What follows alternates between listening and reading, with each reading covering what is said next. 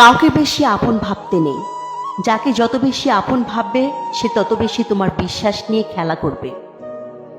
কাউকে তার ভালো মন্দ বেশি বোঝাতে যাবে না, এতে আপনিই খারাপ হয়ে যাবেন। তাকে প্রথম ছেড়ে দিন, সে যখন বিপদে পড়বে তখন সে এমনিতে আপনার মূল্যটা বুঝতে পারবে। অন্যকে কাঁদিয়ে নিজে ভালো থাকবে এমন প্রত্যাশা করা বাদ দাও। যে বিনা কারণে অন্যকে কাঁদায় প্রকৃতি তাকে নিজ দায়িত্বে কাঁদায়। সম্পর্ক ভিক্ষি করে চাইতে নেই, জীবনে কখনো কাউকে অনুরোধ করে ধরে রাখতে নেই। যে থাকার এমনিতেই থেকে যাবে।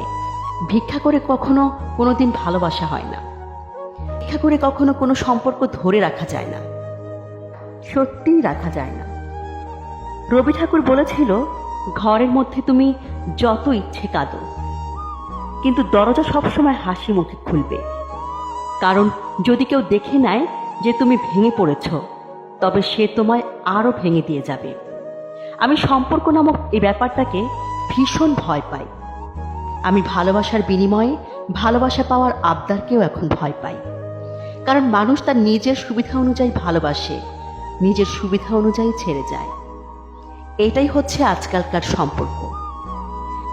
তাকে বাধ্য করো না কথা বলার জন্য যে কথা বলতে চায় না।